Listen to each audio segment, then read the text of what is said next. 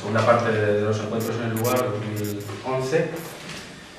Tenemos hoy con nosotros a Manuel Llanes García, escritor mexicano, que ha tenido la amabilidad de venir a visitarnos. El tema que va a tratar yo pienso que es de absoluta vigencia, de absoluta actualidad. Es un tema complejo, se presta a múltiples interpretaciones, está instrumentalizado en muchas direcciones políticas y creo que nos atañe a toda la hispanidad, que es los problemas que ha suscitado el auge del indigenismo en las naciones hispanas y sus correlatos en España, que me imagino que serán tratados ahora por Manuel, que como vive en Barcelona pues sabe muy bien de cómo el mito de la cultura está actuando a ambos lados del océano, ¿verdad? Su conferencia, pues, como podéis leer, es Ideologías delirantes en el contexto del bicentenario que se están celebrando ahora. Y bueno, pues ahora estaremos a palabra. ¿Quién es Manuel Llanes? Pues Manuel Llanes García es un mexicano, nacido en el estado de Sonora, es de mi edad, por cierto, nacido en el 72, licenciado en Literaturas Hispánicas, está desarrollando su tesis doctoral en la Universidad de Barcelona, es autor de varios libros, muchos de ellos de relatos, tipo de Tréboles, decir Adiós de noche, un libro que me regaló hace unos meses y que les recomiendo porque es de gran calidad. Ha desarrollado bastantes actividades relacionadas con la prensa, como crítico de cine, especialmente, y pertenece pues a Nódulo México, que es, digamos, la continuación del proyecto del Nódulo materialista en España, que tiene en México, pues como todos sabemos, una plataforma pues, más potente que en España, seguramente, ¿verdad? Por el área en la cual se ha sentado. Ha participado en diversos programas de televisión, Plaza de Armas, Teatro Crítico en España. Teatro Crítico no, pero lo quieras. Ojalá. Y bueno, ahí tenéis más o menos el currículum breve, porque no es fácil hacer un currículum de una persona que ya lleva una trayectoria bastante dilatada. Sin más, le cedo la palabra. Una vez acabada su intervención, podremos debatir sobre ella y finalizaremos estas jornadas.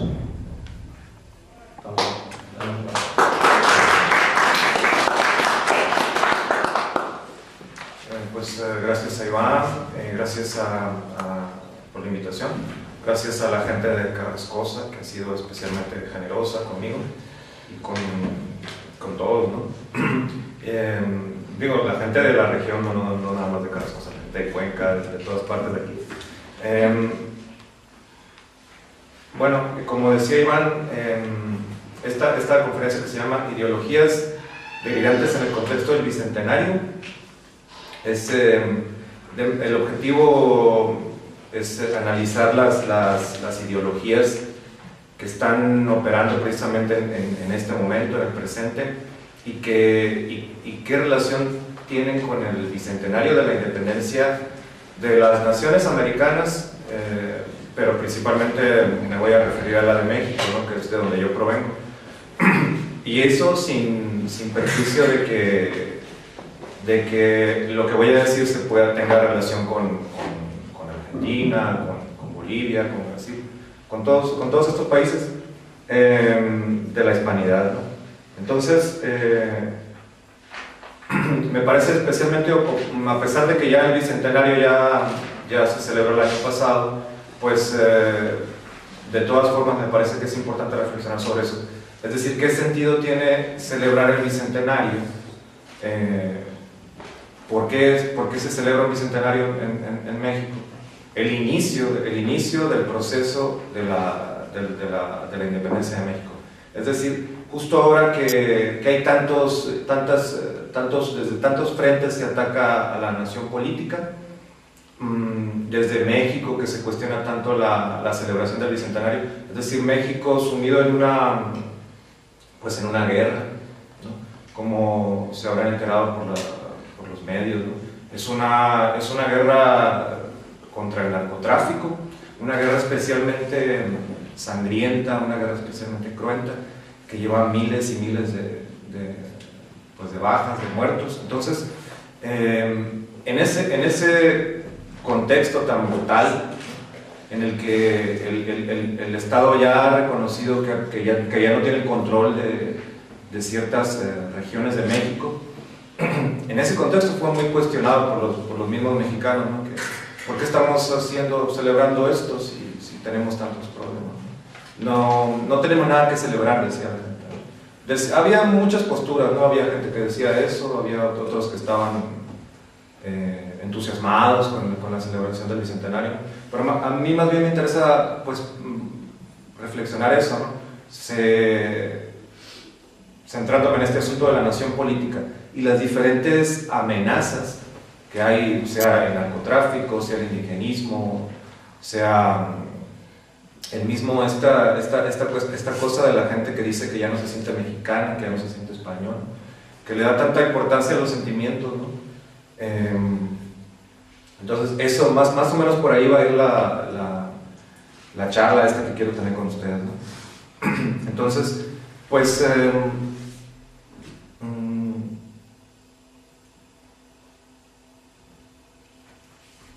entonces les decía que voy a centrarme en diferentes opiniones, pero sobre todo me voy a dedicar a hablar de las que tienen que ver con las que provienen de los intelectuales. Ya ven que está plagada la España, México, y por todas partes hay intelectuales, personas de supuesto prestigio, que basándose en su trayectoria como escritores, por ejemplo, como periodistas, gente que tiene mucha popularidad, digamos, entre un grupo muy numeroso de lectores.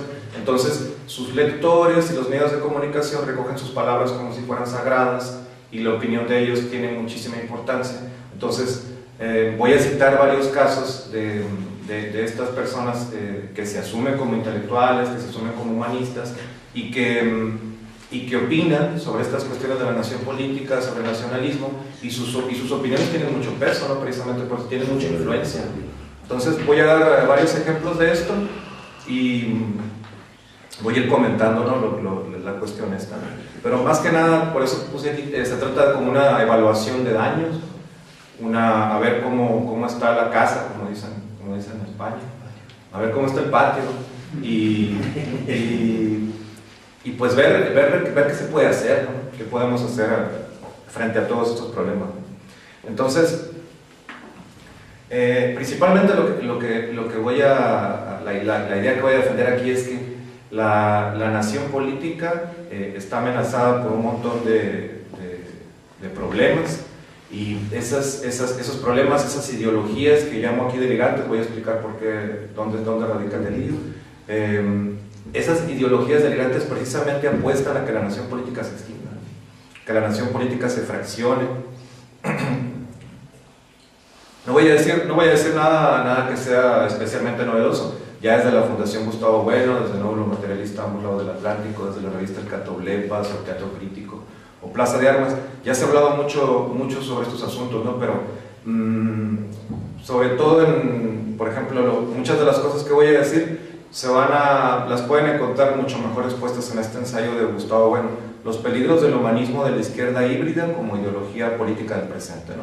Ahí Gustavo Bueno, el filósofo español, lo explica de una forma mucho más sistematizada de lo que yo lo voy a decir aquí.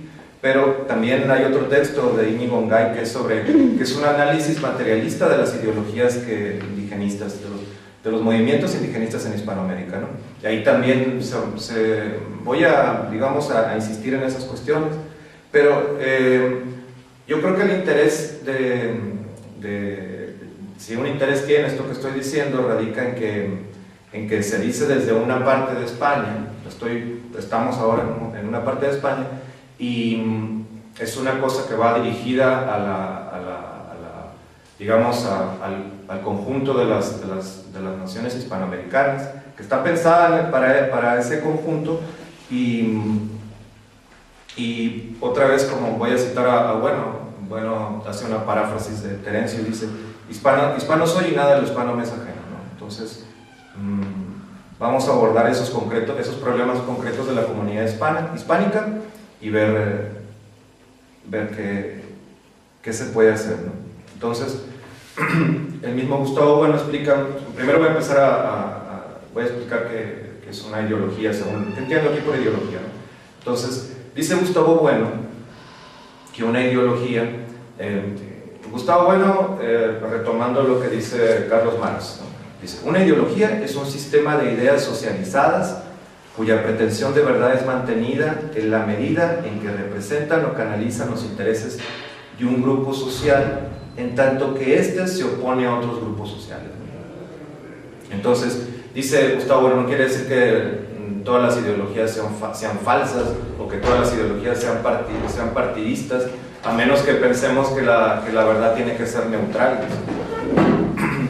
Pero digamos que la misma filosofía dice, todas las filosofías son ideologías, porque parten de una concepción del mundo formulada de alguna parte, dice. Pero el problema es que no todas las ideologías son filosóficas, ¿no? Entonces las ideas, las ideologías que son filosóficas, pues lo que hacen es que se presentan de forma dialéctica, ¿no? Enuncian los problemas, los contrastan entre sí y ofrecen opciones de interpretación, ¿no? Entonces son como crítica, una clasificación. Entonces, eso sin descartar, lo digo porque seguramente que las cosas que voy a decir van a responder a cierta ideología, pero es una ideología que tiene la pretensión, ¿no? de contrastarse con otras y ver qué resulta de ese contraste, ¿no? Bueno, entonces todas estas ideologías de las que voy a hablar se presentan como alternativas de redención.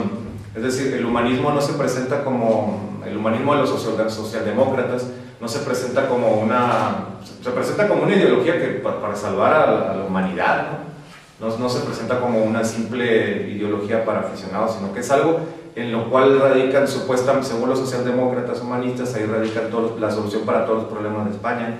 Es una panacea.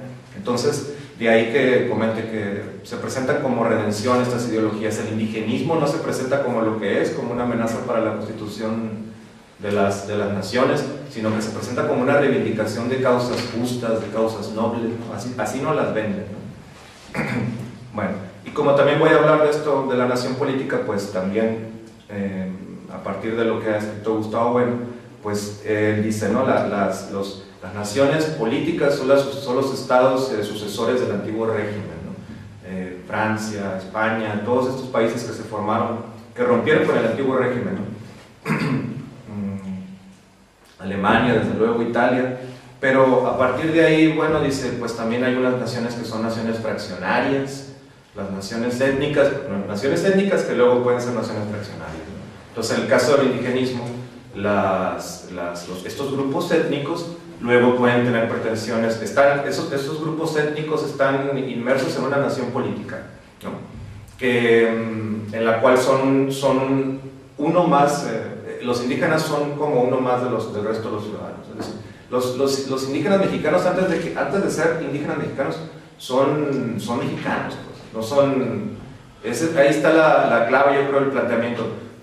Y ellos, en lugar de asumir lo que son ante la ley, ante la Constitución de México, como mexicanos, se asumen como indígenas y luego ellos pueden tener la pretensión de formar una nación fraccionaria a partir de su nación étnica. Igual lo mismo la nación fraccionaria, pues ustedes están muy familiarizados con esto, ¿no? Todos estos movimientos que pretenden pues romper España, como se dice, ¿no? Normalmente. Bueno, entonces, pero antes de eso, de hablar concretamente de las ideologías, voy a explicar un poco cuando digo Hispanoamérica, Iberoamérica, América, de qué estoy hablando, ¿no? Porque también el rótulo, la forma en la que denominemos a las regiones que hablan español en el mundo, también el rótulo es problemático, ¿no? Es ideológico, tiene un determinado interés. Por ejemplo, es muy interesante cómo el filósofo español José Manuel Rodríguez Pardo, en uno de sus artículos, Latinoamérica como mito, dice que Bolívar le decía a los territorios estos de América, les decía territorios españoles de América. Así se dirigía en lugar de decir Latinoamérica, decía territorios españoles de América, ¿no? Eso ya es muy diferente que decir Latinoamérica, que tiene otra resonancia, ¿no? Porque, por ejemplo, si se dice territorios españoles de América, sí que se está reconociendo obviamente a España antes. Si se dice Latinoamérica, en cambio, es una denominación de puño ideológico, porque ahí se está excluyendo a España. Es decir, se está pretendiendo englobar a los países que no hablan inglés de Latinoamérica, y englobando a un grupo de países que ya que no comparten la misma lengua, ¿no? Y siempre sí, quitando a España, ¿no? Es decir, de la forma en la que definamos América del Sur, en este caso, va siempre a haber una alusión directa o una censura de lo español, ¿no? Entonces, si las fiestas del Bicentenario en México se llevan a cabo como una apología del Imperio Azteca, pues ahí está la clave. Si en lugar de comentar ampliamente en esas fiestas del Bicentenario el papel que juega España, en cambio se pone un énfasis en lo que fue el Imperio Azteca y sus glorias y todo esto, pues entonces se está censurando lo español.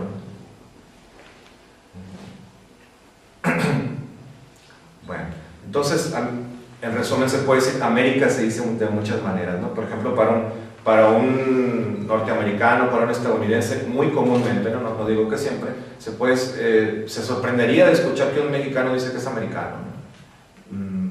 Podría ser hasta incomprensible, a mí me ha ocurrido, ¿no? Entonces, ¿por qué? Porque América se corresponde completamente para ciertos norteamericanos con los Estados Unidos, ¿no?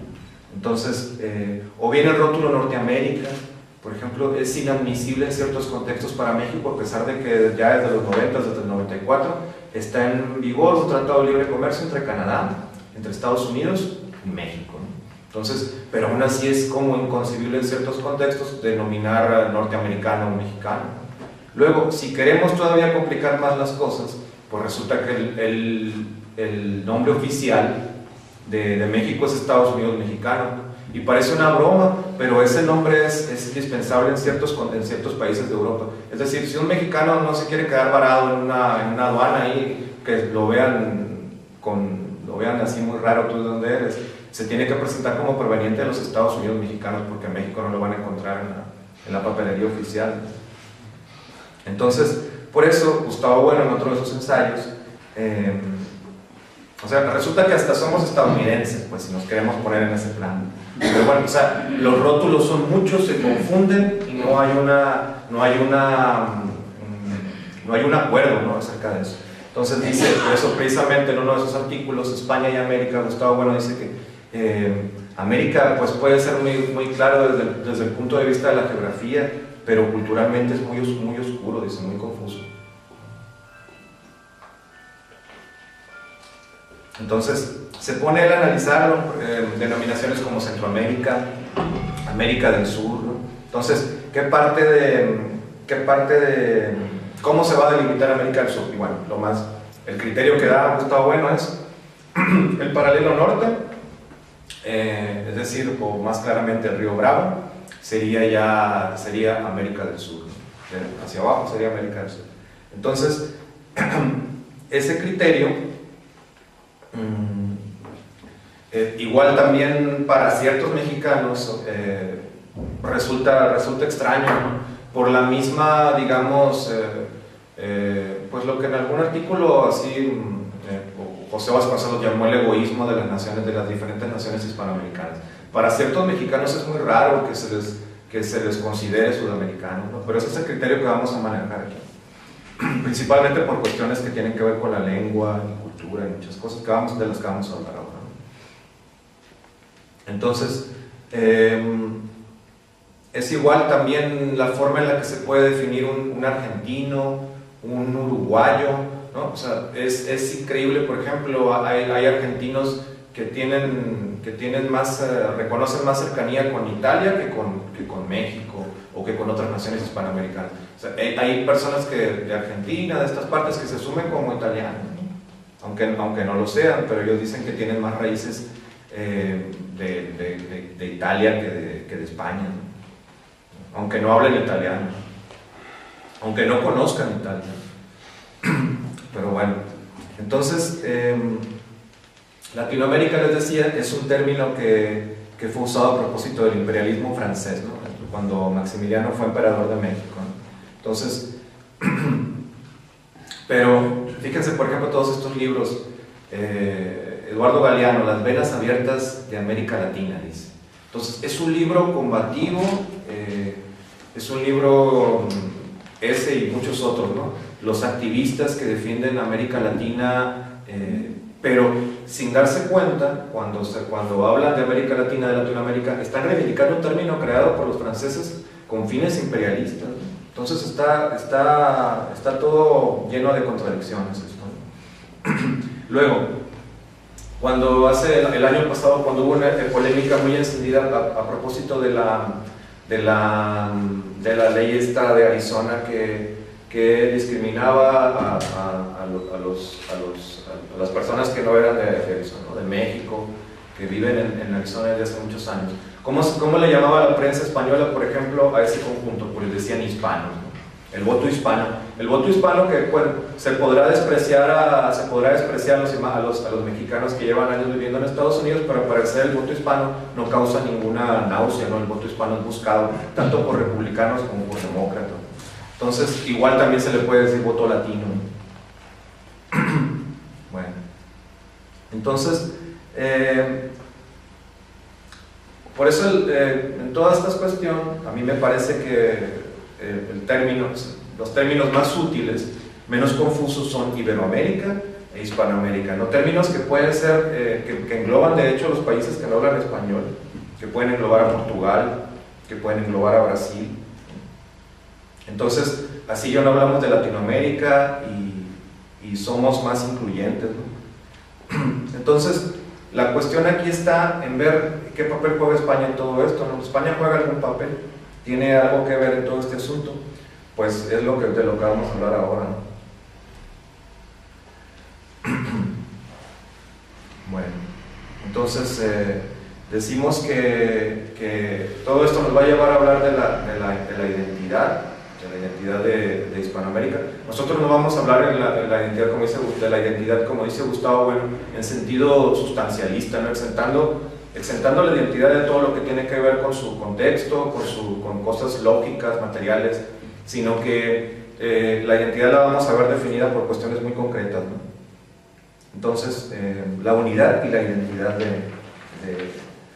de Hispanoamérica. Entonces, el problema con esta palabra identidad es que ha sido usada en los contextos más extraños. Se le usa como dice un filólogo español, Jesús Maestro, dice, la identidad es como una palabra baúl. Eso, ahí en la identidad cabe todo: otredad, género, americocentrismo, todas estas palabras, posmodernidad, ni se diga, todas estas palabras están llenas de lo que uno quiera, ¿no? Identidad es lo que uno quiera, supuestamente, pero no. Entonces, yo los remito a este artículo de Gustavo Bueno para un análisis mucho más exhaustivo de una clasificación que él da para hablar de los países de América del Sur, ¿no? Las diferentes concepciones que hay de América del Sur. Pero lo que voy a exponer, una taxonomía, una clasificación que hace Gustavo Bueno. Es decir, hay cierto proyecto, hay cierta alternativa que excluye a España. Hay otro que incluye a los Estados Unidos. Hay otro que incluye a Europa. Y hay otro que incluye a España. Entonces, él hace una clasificación ahí y dice que hay diferentes alternativas para clasificar América del Sur. Entonces, dice primero, hay una que se llama modelo nacionalista de identidad. Y esas son, por ejemplo, las constituciones americanas, ¿no? Que surgieron tras el desmembramiento del Imperio Hispánico, ¿no? ¿Por qué? Pues porque se orientaron hacia un nacionalismo radical, nos explica, ¿no? Entonces, por ejemplo, cita el caso de Samuel Ramos, fue un filósofo mexicano, ¿no?, que desarrolló un pensamiento supuestamente autóctono, ¿no?, excluyendo España, ¿no? O José Gaos da otro ejemplo aquí también, ¿no?, un filósofo que fue traductor de Heidegger, que a pesar de que era español, se identificó con el pensamiento mexicano. Bueno, y luego dice, esa es la alternativa nacionalista, ¿no? Y luego dice una alternativa que es sudamericanista. Entonces, esa sudamericanista también segrega a España. Y en el extremo, la alternativa sudamericanista es lo que conocemos como indigenismo. Por ejemplo, Bolivia y sus múltiples nacionalidades, ¿no?, que amenaza con fraccionarla en un montón de... ¿Por qué? Porque como hay un montón de indígenas, se está queriendo reivindicar que cada lengua y cada cultura se puede... Con una lengua basta para formar un país nuevo, con una nacionalidad indígena. Bueno, o bien un ejemplo que a mí me gusta mucho recurrir en estos casos es lo que pasó, se comentó una vez en Teatro Crítico ampliamente, lo que pasó en Brasil en 2009, ¿no? La Suprema Corte de ese país exigió que se cumpliera una ley impulsada por el presidente Lula en 2005. La ley reconocía solo a ciertos grupos indígenas la propiedad de una región ubicada al norte de Brasil, porque ellos eran los propietarios antes de la llegada de los portugueses. Entonces Lula hizo una promesa cuando estaba en campaña de que si ganaba le iba a dar una región del norte de Brasil, se la iba a dar a cierta etnia indígena, a una etnia indígena en particular, ¿no? Entonces, pues sí, cuando llegó, cumplió con su promesa, y un grupo de policías y de militares expulsaron a todos los que no fueran, expulsaron de hecho indígenas que no pertenecían a esa etnia, ¿no? Expulsaron a colonos, obviamente colonos blancos, vamos a decir aquí, ¿no? Aunque aquí empiezan los absurdos, ¿no? Porque igual el fenotipo no es fácil de distinguir entre un colono blanco de estos y alguien que tenga un fenotipo indígena, ¿no? Igual se pueden confundir. Entonces, esta es la alternativa sudamericanista, ¿no? Bueno, también está, por ejemplo, el Ariel de Enrique Rodó, ¿no?, que dice, en América se formó una civilización nueva de raíces grecolatinas, pero que luego se enriqueció para formarlos a los países de América Latina. Es un libro ahí que trata sobre esto. Luego está también la alternativa panamericanista, ¿no? Estoy citando el artículo de Bueno, España y América se llama el artículo. Esta alternativa panamericanista reclama América del Sur como una parte de América, que tiene entre sus manifestaciones a la doctrina Monroe, ¿no? América para los americanos, o por ejemplo la Organización de Estados Americanos. Luego José Manuel Rodríguez Pardo dice que esta alternativa está detrás de la cuestión del canal de Panamá. Por ejemplo, yo podría agregar la alternativa panamericanista, pues Puerto Rico como un protectorado de Estados Unidos. Pero también aquí hay que entender qué se entiende por América, porque América para los americanos, pues ¿qué tipo de americanos? No los guatemaltecos ni los americanos, como decíamos antes, los norteamericanos. O sea, América es nuestra y ustedes europeos, potencias europeas, no pueden intervenir, ¿no? Luego hay otra opción, la alternativa occidentalista, ¿no? Entonces esto tiene que ver con la Ilustración y la Revolución Francesa, ¿no? Entonces esto también, por ejemplo, radica tiene que ver con el europeísmo, ¿no? La América del Sur forma parte de Europa, ¿no? Entonces América del Sur tiene más que ver ciertos países norteamericanos, por ejemplo, se puede citar el caso de, pues europeístas hay por todas partes, ¿no? Pero en México, pues sí, nosotros tenemos más que ver con Europa que con un conjunto con España, ¿no? Digamos. Entonces, así siguen, ¿no?, las clasificaciones, ¿no? Igual les digo, hay gente, a mí me ha tocado ver personas que dicen Guadalajara es más bonita porque es más europea que el DF, ¿no? O sea, hay un criterio así como que el europeo engloba, es una ideología que engloba todo lo bello, todo lo armonioso, a todo lo que podemos aspirar. El PSOE, por ejemplo, el PSOE, la transición española, el PSOE, Felipe González es un dios pagano entre muchos políticos mexicanos. Es así como el pacto de la Moncloa, dice, un ejemplo de civilidad, así debería ser la izquierda mexicana, dice. Porque resulta que como nuestra izquierda es así desarrapada y siempre está peleando y gritando por las calles y inconforme, bueno, nuestra izquierda, ciertas corrientes, no de izquierda, ciertas modulaciones de izquierda que hay en México no son como desasiadas y no son del gusto de la clase progresista. Entonces dicen, debería ser esta izquierda como la izquierda de los españoles, como el PSOE. Bueno, entonces finalmente cita bueno la alternativa hispanista. Entonces, ¿qué dice la alternativa hispanista? América del Sur ya no es por ejemplo lo que diría Evo Morales, ¿no? Evo Morales, América del Sur tiene que excluir a España, porque España llegó a explotar a los indígenas, a destruirlos, a acabar con nuestra cultura. Entonces, fuera España y América del Sur tiene unas raíces indígenas que tienen que excluir a los españoles. Bueno, no, América del Sur, desde la alternativa hispanista, es parte formal de la comunidad hispánica, ¿no? Entonces, hay un montón, todas estas alternativas tienen una tradición, ¿no? que las pueden sostener, digamos. O sea, se ha hecho mucho por el indigenismo en América del Sur, se ha hecho mucho por estas cuestiones panamericanas también, ¿no?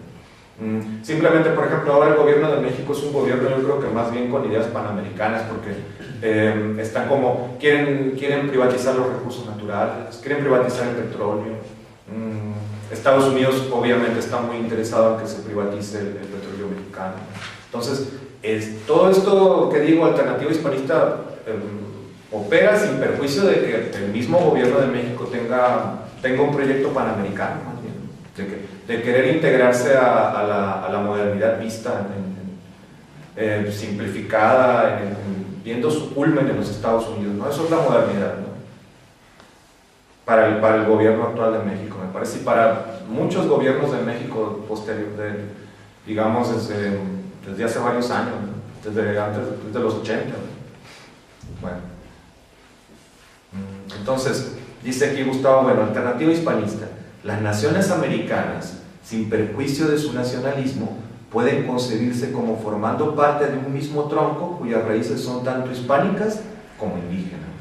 Entonces él dice, hay muchas instituciones que pueden respaldar eso. Las cumbres iberoamericanas, por ejemplo, iniciadas en Guadalajara, esta ciudad que es más bonita que el DF porque es más europea.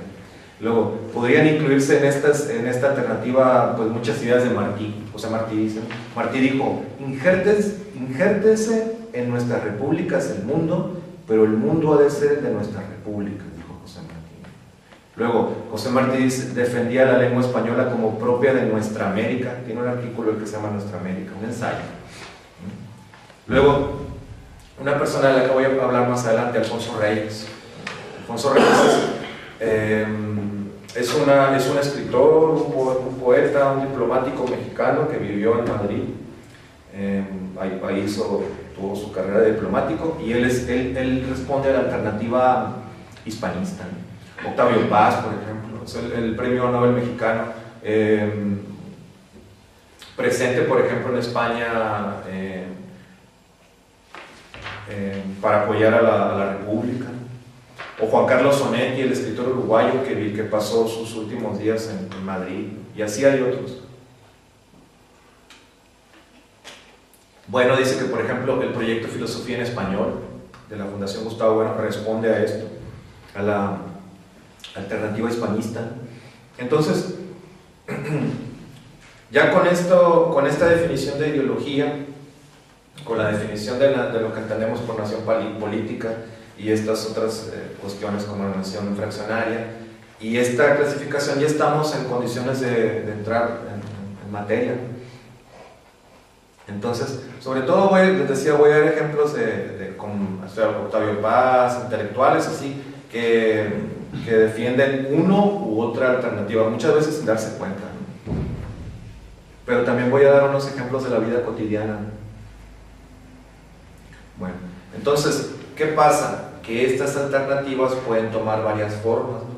Ya vimos, la alternativa sudamericanista llevado al extremo se convierte en el indigenismo, pero resulta que ahora podemos llegar a distinguir así que estamos frente a los orígenes del cosmopolitismo, esto de yo soy ciudadano del mundo, yo no tengo fronteras, yo no soy de aquí ni soy de allá, como cantaba este hombre Facundo Cabral. El cosmopolitismo, el indigenismo, el europeísmo, ¿no? Ahí están como las diferentes ideologías perfilándose, ¿no? Entonces, una ideología va a ser delirante, una ideología va a ser corrupta cuando esté mal entramada, cuando nos demos cuenta de que para hacer esta ideología, para construirla, necesariamente se tiene que hacer trampa. ¿Cómo no va a ser tramposa la ideología indigenista si parte de la eliminación de la influencia española en Bolivia, por ejemplo, en México? O sea, ¿cómo no va a ser esa una ideología delirante o corrupta si simplemente no se puede hacer una regresión en el tiempo para eliminar todo lo que parezca español en Bolivia, ¿no? Entonces, por eso, ideologías delirantes. ¿Cómo no va a ser delirante que una persona diga que es ciudadano del mundo? Entonces, voy a empezar primero por hablar un poco del cosmopolitismo, ¿no? Dice, pues estoy hablando de todo esto, de que América, que la nación política, que España, que los bicentenarios, pero para un cosmopolita, para una persona que se asume como ciudadano del mundo, esta discusión no tiene la más mínima importancia. Es algo anacrónico, es algo que ni siquiera tiene sentido ser discutido, porque pues si es verdad que todos somos ciudadanos del mundo, pues estamos perdiendo nuestro tiempo, ¿no?, discutiendo estas cuestiones de la nación política. Somos como algo pasó, algo se modernizó en el mundo, y si nosotros nos quedamos al margen porque nos quedamos defendiendo España, nos quedamos defendiendo México, pero pues es una pérdida de tiempo, porque un cosmopolita dice, pues es que yo soy ciudadano del mundo, ¿no? O sea, yo no tengo frontera, ¿no? Es un anacronismo la nación política para un cosmopolita. Es como un trámite engorroso, una cosa que tiene que ver con aduanas, con pasaportes que no revelan así como que el pozo del alma, la cuestión está así donde nos podemos de verdad encontrar, ¿no? Encontrar al margen de cualquier nación política. Somos ciudadanos del mundo, ¿no? Entonces, alternativa internacionalista, ¿no?, dice Gustavo Bueno. Entonces, vamos a ver, por ejemplo, la siguiente cita de un intelectual de mucho prestigio. Es algo así como en estos momentos es algo así como el intelectual por excelencia. Les voy a leer, es un fragmento breve, ¿no? El nacionalismo es una ideología que ha servido siempre a los sectores más cerriles de la derecha y la izquierda para justificar su vocación autoritaria, sus prejuicios racistas, sus matonerías, y para disimular su orfandad de ideas tras un fuego de artificio de eslóganes patrioteros. Está visceralmente reñido con la cultura, el nacionalismo, ¿no? ¿Y la cultura qué es? Pues la cultura es diálogo, coexistencia en la diversidad, respeto del otro. La admisión, atención, las fronteras son en última instancia artificios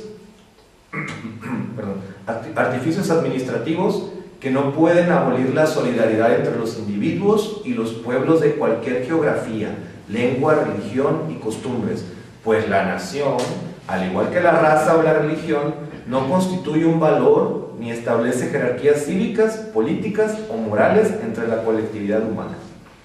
Por eso, a diferencia de otras doctrinas e ideologías como el socialismo, la democracia y el liberalismo, el nacionalismo no ha producido un solo tratado filosófico político digno de memoria, solo panfletos a menudo de una retórica tan insulsa como beligerante. Y esto lo dice el Nobel peruano-español, tiene la nacionalidad, es Mario Vargas Llosa. O sea, esto es un señor, nadie me negará que es un señor de muchísima influencia.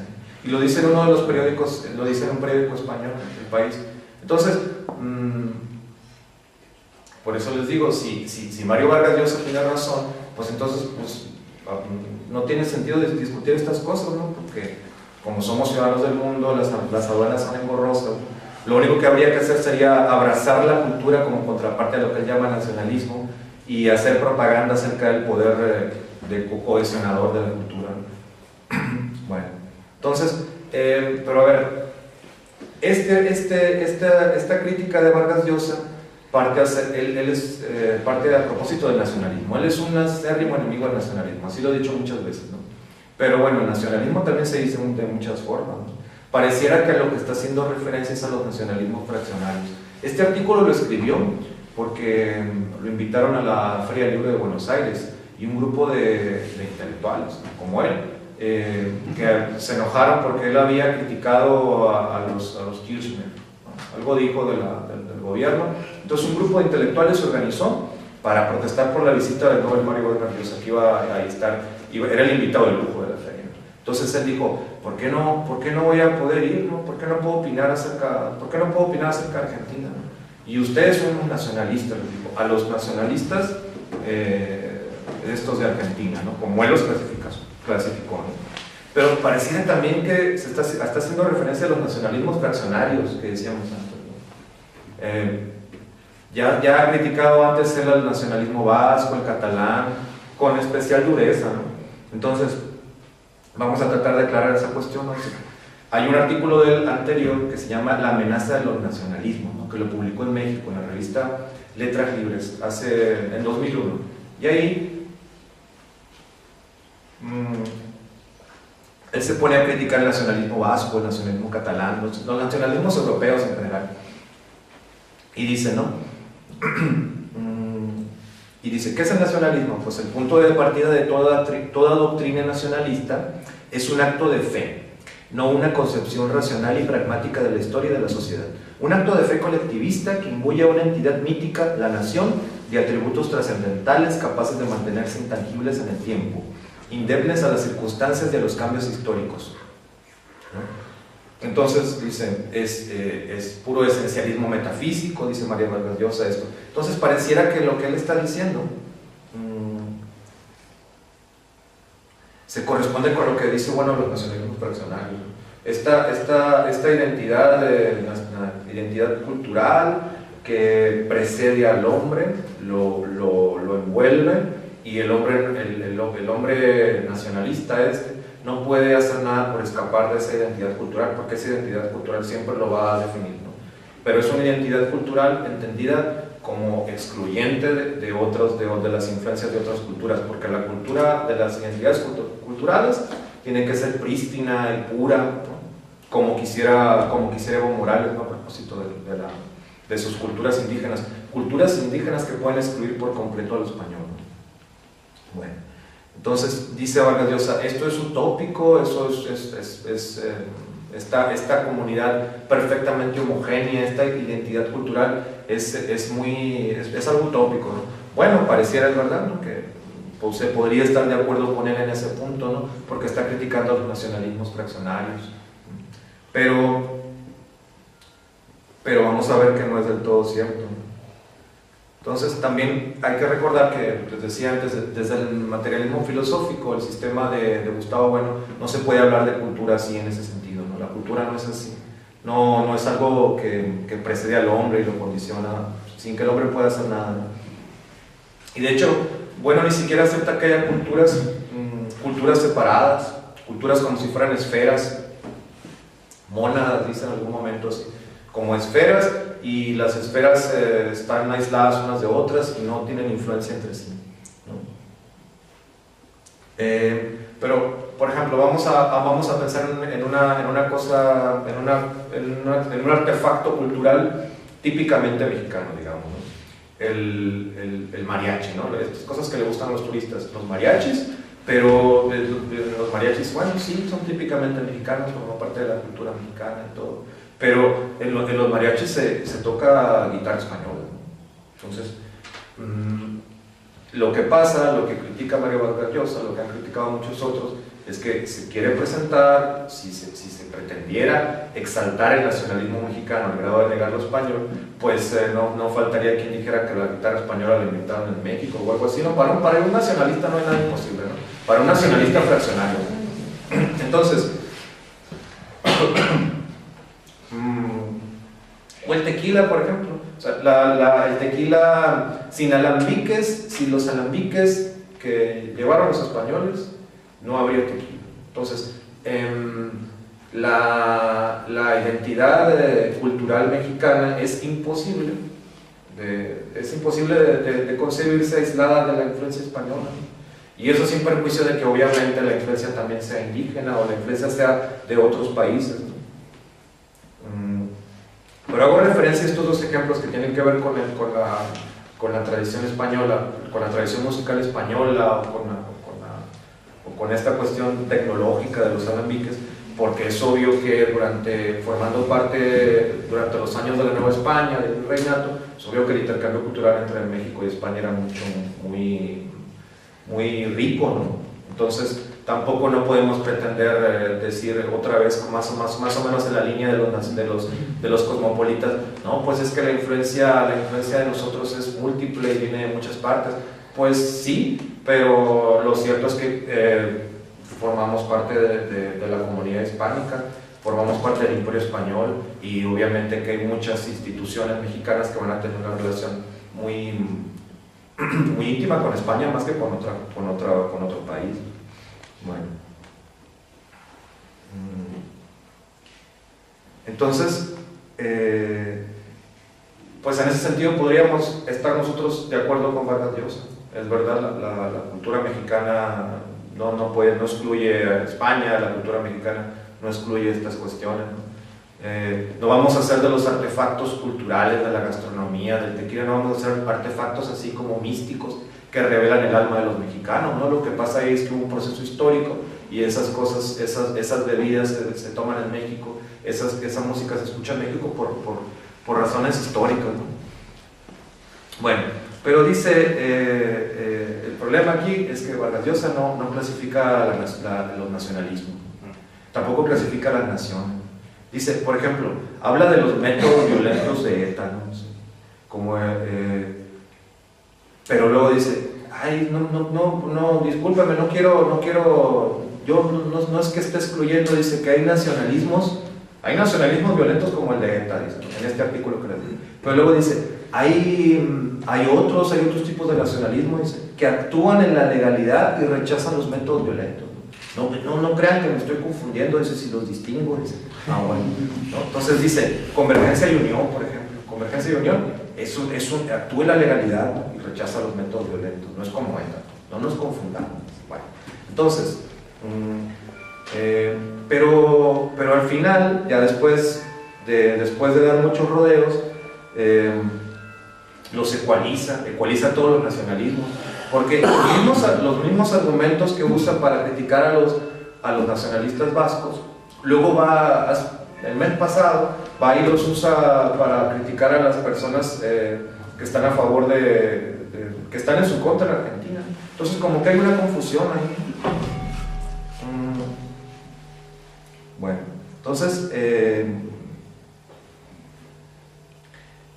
aquí sí hay que ser muy claros, porque una cosa son los delirios estos de la Pachamama, de Evo Morales, y otra cosa muy distinta, de que estas cuestiones que responden a intereses de naciones fraccionarias, ¿no? Y otra cosa muy distinta es la nación política, ¿no? Que la nación política nace de un proyecto de la Revolución Francesa, que precisamente lo que hace es intentar eliminar los fueros del antiguo régimen, ¿no? Crear una nación política en la que los individuos aspiran a la igualdad, ¿no? En lo que no hay distingos. Pues a mí me da igual, nación política, me da igual que seas indígena, que seas de esta etnia, que provengas de tal comunidad. La Constitución te va a reconocer como ciudadano. Independientemente del origen étnico, ¿no? Entonces, de ahí que, por ejemplo, en México, aquí está la cuestión, a los indígenas, a los indigenistas, les interesa que los indígenas pero se mantengan separados del resto de los mexicanos. Entonces, el indígena chamula, yaqui, maya, tzotzil, pero no mexicano, pues lo más importante es que es indígena. ¿Por qué? Porque eso responde a su identidad cultural. José Vasconcelos, un ministro de Educación, un escritor mexicano, lo que quería era que los indígenas se integraran a la nación política, que los indígenas fueran como uno más. Entonces no apelaba a su origen étnico, sino que decía lo que tenemos que hacer es darles clases no educación bilingüe, sino enseñarles español, que aprendan español, porque de otra forma no se pueden integrar. Un indígena no se puede integrar a la nación política que le corresponde si no conoce la lengua y por lo tanto no conoce las leyes. Entonces, ¿qué tipo de integración es esa? Y ¿cómo va a ser esto un acto de fe? Esta cuestión jurídica, esta no es cuestión de la que parte la nación política, que parte de cuestiones materiales, lógicas. ¿Cómo va a ser un acto de fe? Como el de los nacionalismos fraccionarios. No es lo mismo. No se puede equiparar esto de las naciones indígenas con lo que pasó, por ejemplo, en México en 1808. Siguiendo el ejemplo de las juntas en España, lo que hicieron en México, el ayuntamiento, con Francisco Primo de Verdad y Ramos al frente, declararon que la soberanía radicaba en el pueblo y ya no en el rey. Dice Ismael Carballo, aquí es el principio de la racionalidad.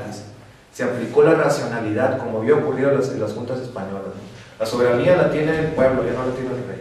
Eso no es un acto de fe, ¿no? Que sería, digamos, ahí estaría el origen del nacionalismo mexicano, si queremos, pero desde luego que no es un acto de fe.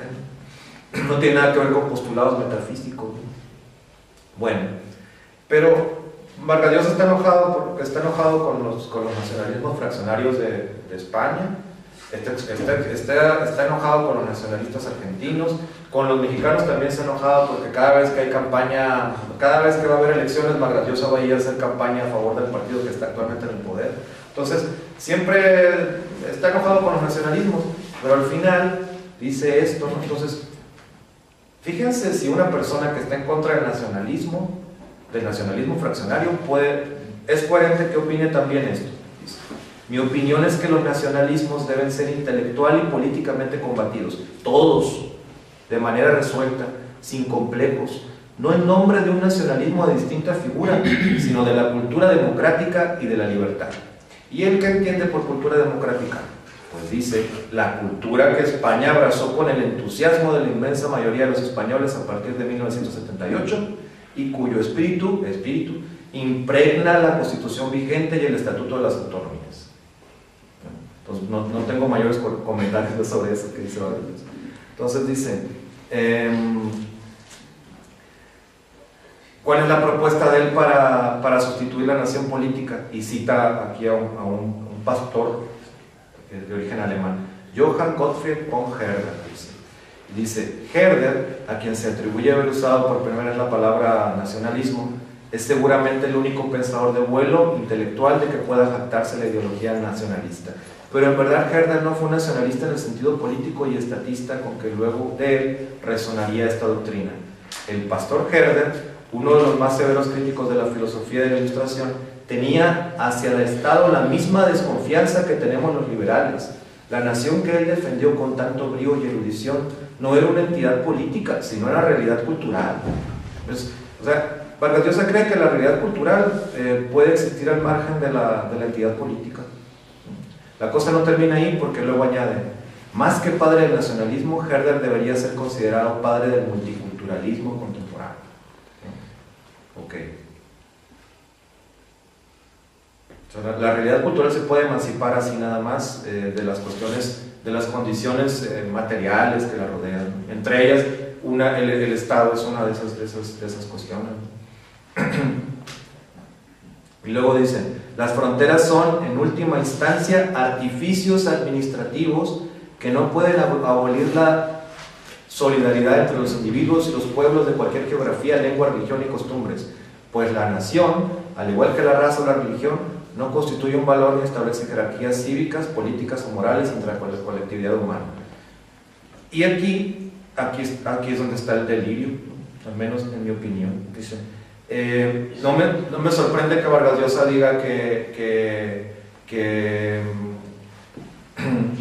las personas se pueden emancipar de las fronteras por medio de la solidaridad. Eso no me parece sorprendente. Como también a veces incurre en cuestiones anticlericales, tampoco me sorprende que vea la religión como algo intrascendente para la convivencia entre las personas, porque al parecer un musulmán y un cristiano solo tendrían que quitarse sus disfraces respectivos para encontrarse, ¿no? Porque a fin de cuentas son humanos, ¿no? Pero lo que me parece el colmo del delirio es que pretende excluir a la nación política precisamente el establecimiento de jerarquías políticas. La nación política no tiene nada que ver con las jerarquías políticas, ¿sí? Bueno, entonces a él se le olvida que fue precisamente un organismo estatal, la Academia Sueca, la encargada de darle el Premio Nobel de Literatura. O sea, como si el Estado fuera una especie de superestructura. Vargas Llosa desprecia el comunismo, ¿no? Pero aquí el Estado es como si fuera una superestructura, una entidad fantasmagórica que estaría superada por la solidaridad entre los individuos al margen de la lengua, la religión, la geografía. Es decir, ya no una convivencia entre personas humanas formadas en diferentes contextos y por lo tanto condicionadas por ellos, sino de individuos dados a la escala zoológica. Pero ni siquiera eso, porque a menos que consideremos solidaria la forma en la cual se llevan en el campo los depredadores y las presas, ¿no? Entonces, es como si dijera liberales del mundo unidos, ¿no? Entonces, Vargas Llosa apela a la humanidad libre de relacionarse al margen de estorbosos estados, ¿no? Entonces, y se le olvida otra vez que es la universidad una institución de carácter estatal, la que lo ha identificado a él precisamente como un autor, como un autor literario, ¿no? La que lo ha estudiado y lo ha convertido en parte en lo que es. Entonces, otra vez, un fundamentalista democrático como Vargas Llosa, un defensor a ultranza de la democracia, que es muy raro, ¿no? Pero legitima a los nacionalistas fraccionarios, dice que está bien, que si son pacíficos, pues eso forma parte de la democracia, ¿no? Así es la democracia, dice, ni modo, ¿no? Entonces dice, pero al mismo tiempo crea que esos referéndums, estas elecciones se pueden llevar al margen, se pueden llevar a cabo al margen de una nación política, ¿no? O quién va a defender un sistema, quién va a construir un sistema legal y luego lo va a aplicar, y es porque esto no se puede hacer al margen de no se puede hacer simplemente por medio del loas, el armonismo y estas cuestiones, o el diálogo. O sea, la ley se aplica por medio de la fuerza pública, ¿no? Por medio del Estado, ¿no? O bien, que las fronteras son artificios administrativos, ¿no?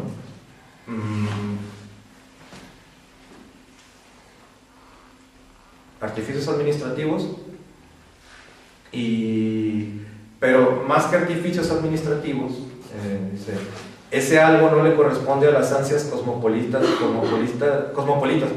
de los turistas o las ONG, esto de que las fronteras son meros artificios.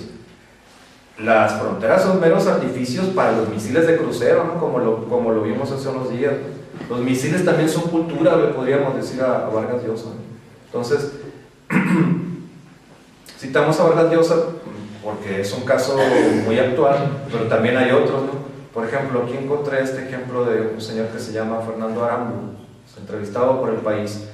Le dicen, desde joven padezco dos alergias, una al polen de los abedules, otra a la palabra patria. Hace tiempo que me tomé la libertad de abolir las fronteras nacionales entre seres humanos. Esas fronteras persisten, pero fuera de mí. Carezco de aptitudes para exaltarme cuando llega a mis oídos el chunda chunda de los himnos, dice este señor. No acostumbro a besar suelos y antes que una bandera prefiero enarbolar las fotos de los amigos. Bueno, y así sigue, ¿no? Entonces, a estas personas Marx las llamó literatos que saben las cosas a medias, ¿no? Luego, al mismo tiempo cada vez es más común, ¿no?, que la gente dice, o sea, yo lo escucho casi a diario ahí en Barcelona, a veces en boca del mexicano, yo no me siento mexicano, y son cosas que no se dicen con pudor, son cosas que se dicen con orgullo, ¿no?, en los más variados contextos. Escucha tu corazón, ¿no?, como dicen en estas películas, así le dicen al héroe, escucha tu corazón, ahí está la verdad, ahí está lo que pero no cualquier parte del corazón, sino el mismísimo fondo del alma, ¿no? Desde ahí podemos superar cualquier obstáculo, ¿no? Entonces, parecería otra vez que estamos como pecando de ociosos, ¿no?, reflexionando sobre estas cosas y ya somos ciudadanos del mundo, ¿no? Luego, con frecuencia, el mundo se verá alentado ya no por mero sentimiento, sino por plataformas políticas reales. Por ejemplo, en el caso de la Unión Europea, es que ahora he pasado al europeísmo. Entonces, aquí copié este comentario en una red social. En la red social se dicen muchas cosas interesantes. Copié este comentario de una usuaria de la red social, cuyo nombre vamos a mantener en el anonimato, ¿no? Y dice: pues yo prefiero ser europea que latina de aquí a Roma. Tú sabes lo cómodo que es salir del aeropuerto enseñando solo el DNI, tener una puerta específica, que te atiendan en los diferentes centros de empleo sin casi preguntas. Vamos, que donde más problemas dan es en España, como siempre si eres español. Además, no me da la gana de acabar socialista del siglo XXI tipo Chávez, y es así como está Latinoamérica. Un asco, viva Alemania. Esto lo dijo una española en una red social. Entonces, Europa ya no va a ser la alternativa, Europa ahora es la alternativa por el turismo y para la búsqueda de empleo. De lo primero no dudamos, de lo segundo pues sí. Y en este sentido, a propósito del europeísmo y de la facilidad con que ciertos españoles pueden prescindir de su nación política, solo voy a agregar una cosa. Solo agregaría que un individuo bien puede gritar con euforia antes de precipitarse confortablemente en el abismo. Y ahora voy a comentar esto del indigenismo. A ver, una de las cosas más problemáticas de esto del indigenismo es que resulta muy difícil reivindicarlo sin caer en contradicciones. Vamos a dejar de lado ya se ha comentado esto mucho en, por ejemplo, los artículos que decía hace rato, ¿no? Vamos a dejar de lado a los antropólogos, a los lingüistas. Obviamente ellos están interesados en los indígenas, ¿no? Hay gente que dice que les interesa su persistencia porque si no se quedan sin trabajo, ¿no? Pero, por ejemplo, ¿qué dice en México a propósito de eso, ¿no? Bueno, la Constitución mexicana dice: la nación mexicana es única e indivisible, ¿no? Pero luego dice: no, pero aparte tenemos una composición pluricultural, ¿y sustentada en qué? En los pueblos indígenas, que son los que descienden de los que estaban antes de la llegada de los españoles. Y luego dice: la conciencia de su identidad indígena deberá ser criterio fundamental para determinar a quiénes se aplican las disposiciones sobre pueblos indígenas. Es decir, en la conciencia, ahí es donde radica esta cuestión de lucha. Es indígena el que se asume como indígena en su conciencia. Y luego viene una definición muy rara de comunidades indígenas. Las comunidades integrantes de un pueblo indígena son aquellas que formen una unidad social, económica y cultural, asentadas en un territorio y que reconocen autoridades propias de acuerdo con sus usos y costumbres. Esto vale también para las maras salvatruchas, si quieren, pues. Esto vale también para los Latin Kings, si queremos, ¿no? Entonces también ellos, pues sí, sin perjuicio, o sea, cualquiera, si con la conciencia y con estas cuestiones podemos formar una comunidad indígena, pues la cosa es problemática, ¿no? Luego, el derecho de los pueblos indígenas a la libre determinación se ejercerá en un marco constitucional de autonomía que asegure la unidad nacional. Pero ya la unidad nacional está puesta en entredicho desde el momento en que se plantea la posibilidad de que haya ciudadanos de varios tipos. Tú eres un ciudadano de este tipo, pero no, tú no, porque eres indígena, entonces hay que tratarte de otra forma. Hay una noción de pueblo originario que desconoce un proceso histórico de siglos. Luego, el proceso iba en demérito de las comunidades indígenas y su reconocimiento partiría de un acto de justicia, ¿no?, que contribuyera a restablecer las condiciones previas a la colonización, así dice en la Constitución. Y eso sí, también dice colonización, ¿no? Como no fue virreinato, fue una colonización. También, ahí está la clave. Es muy problemático, pues. Luego dice, la federación, los estados y los municipios tienen que promover la igualdad de oportunidades de los indígenas y eliminar cualquier práctica discriminatoria. ¿Qué práctica más discriminatoria que clasificar ciudadanos de acuerdo con su origen étnico? Esto es lo que dice la Constitución mexicana. Bueno, luego dice, garantizar e incrementar los niveles de escolaridad favoreciendo la educación bilingüe e intercultural. La alfabetización. Son varias cosas que dice la Constitución mexicana al respecto. Bueno, entonces, ya para terminar, voy a dar un ejemplo de la alternativa hispanista. Y para eso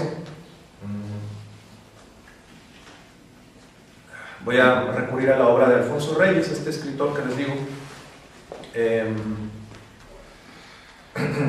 que vivió en Madrid, ¿no? Y esto.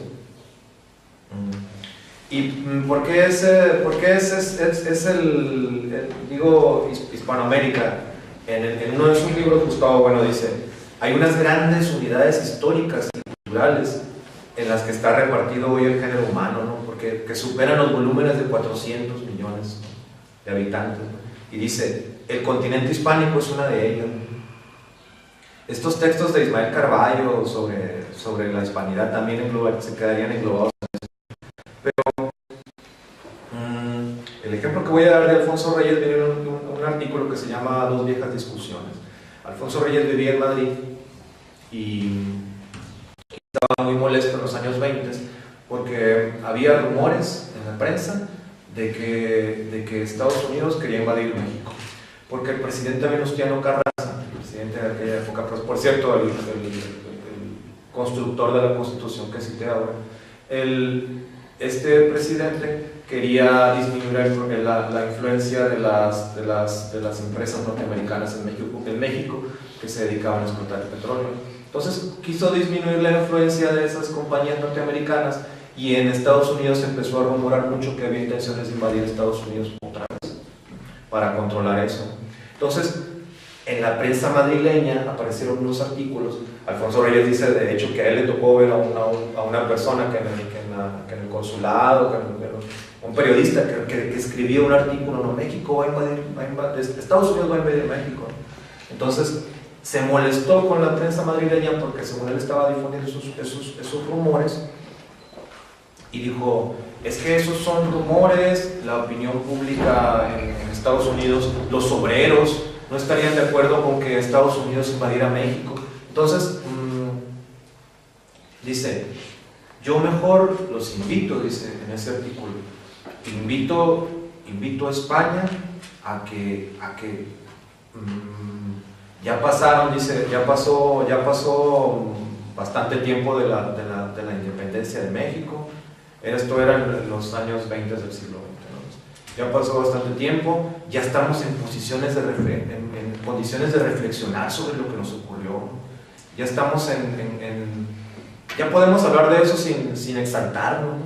Entonces dice, ¿qué me gustaría, dice, que hiciera España? Dice, que mirara a México y fomentara la unidad con México, ¿no? Al margen de burlas, al margen de reconociendo lo que nos une, pues, la hispanidad. Voy a leer un fragmento muy pequeño antes de terminar. El caso de México y los Estados Unidos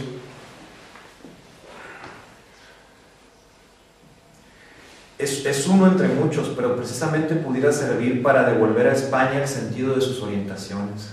El día en que España se interese por la suerte de las colonias americanas, cuando ya interesarse por ellas no significa ninguna visión imperialista. España vendrá a ser el centro de un poder moral solo comparable a lo que es el papado, dice. Esto, al paso que moralice España, devolviéndole su puesto en la consideración política del mundo, será un bien para todas las repúblicas americanas, que a través de España pueden entenderse y reconocerse fraternales. Si el orbe hispano de ambos mundos no llega a pesar sobre la tierra en proporción con las dimensiones territoriales que cubren, si el hablar en lengua española no ha de representar nunca una ventaja en las letras como en el comercio, nuestro ejemplo como americanos y como españoles, nuestro ejemplo será el ejemplo más vergonzoso de ineptitud que puede ofrecer la raza humana. Entonces, y él se inventa un interlocutor y le dice, ¿pero qué podemos hacer si dice este señor, el interlocutor, España es débil? Dice, las naciones no se fortalecen mientras no aceptan el compromiso de la fuerza. Salga España a reclamar su puesto y si ha de salvarse, se salvará. Y de paso, contribuirá mucho a la salvación de Hispanoamérica. ¿Listo?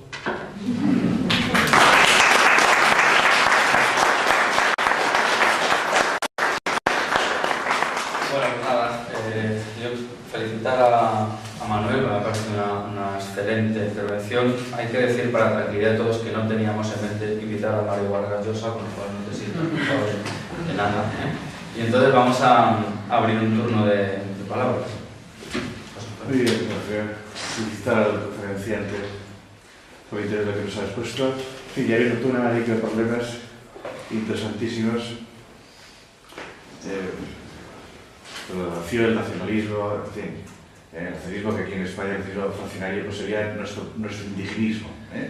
El indigenismo paralelo al indigenismo en América.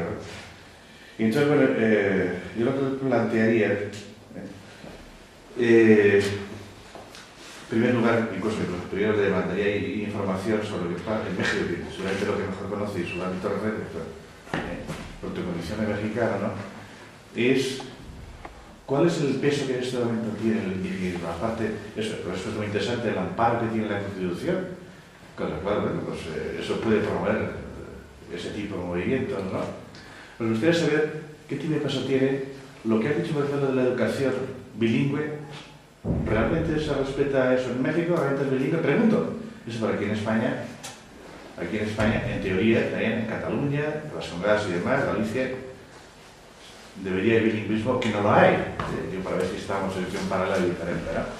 Y también podemos comparar en ese caso el indigenismo de un lugar y del otro, ¿no? Y bueno, también quería saber algo sobre un detalle muy importante, que todo el proceso del periodo imperial de la época española en América, de la España española desde el siglo XV al XVIII, parece que allí se enseña como colonización, ¿no? Yo quería saber si el proceso de independencia tal como fue en México fue un proceso muy anti-español. En México la historia que se enseña es una historia en que se presentan a los españoles como los opresores, ¿verdad? Y los mexicanos, pues sobre de emancipación, se liberarían de un poder opresión. Y esa es la visión que se sigue transmitiendo.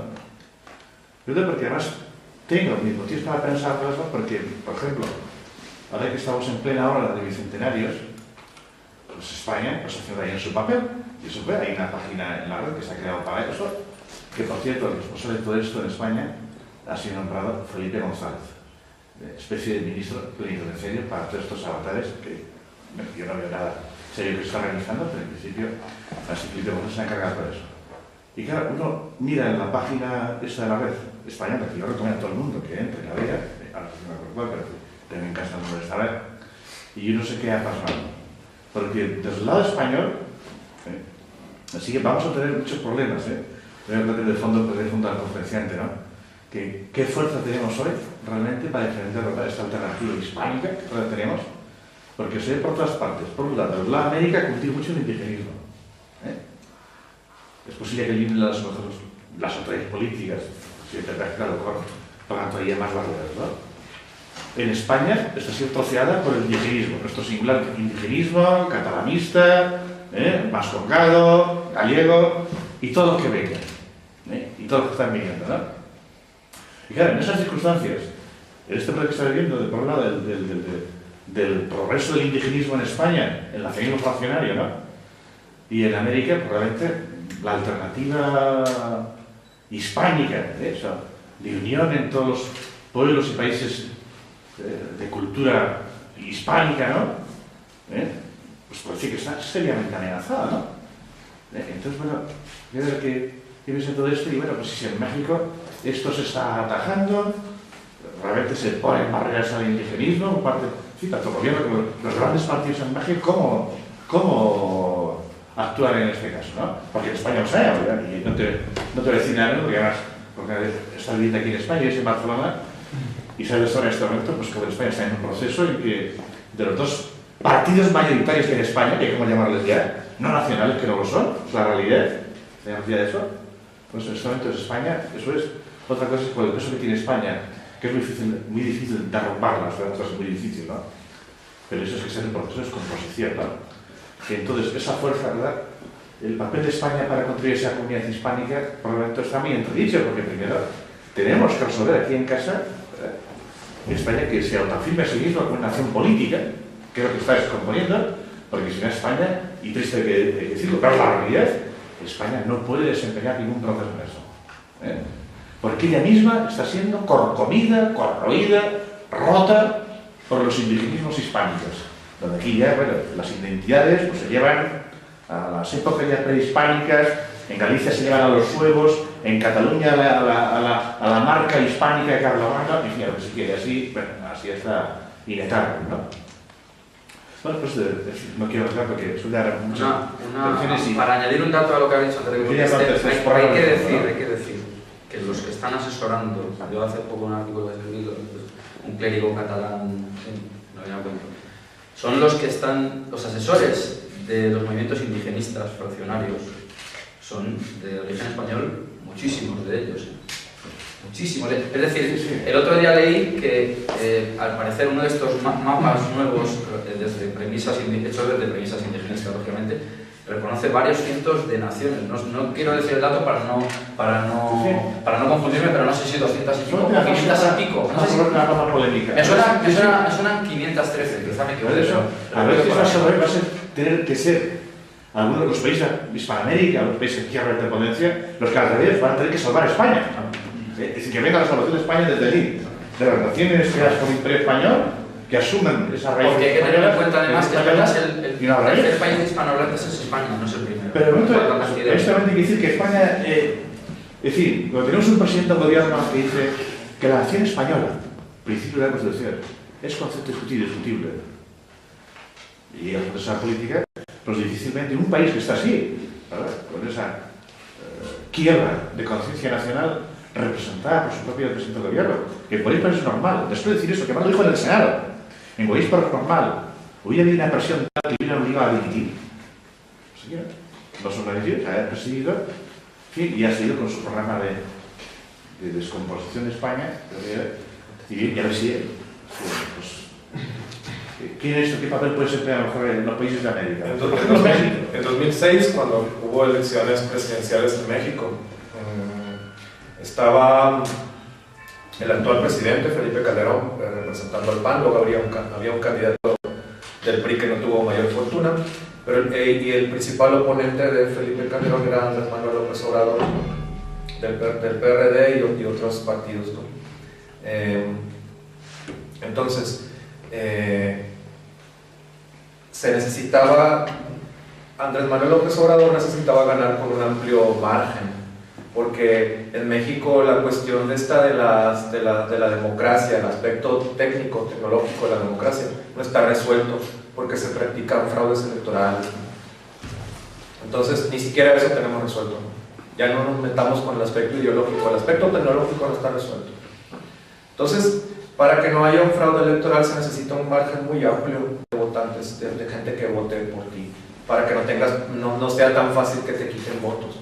Bueno, entonces, una de las causas que menguaron los votos de López Obrador representando a una generación de izquierda frente a Felipe Calderón representando a un gobierno de intereses neoliberales, uno de los factores que hizo que López Obrador quedara debajo de Felipe Calderón, si nos atenemos a las cifras oficiales, fue un movimiento indigenista. El subcomandante Marcos convocó a sus huestes, hicieron una cosa que se llamaba la otra campaña, y andaban ahí promoviendo que no se votara por nadie. Hay que abstenernos, decían, porque el sistema no sirve, sin perjuicio de los problemas que pueda tener el sistema democrático y oligárquico en México, ¿no?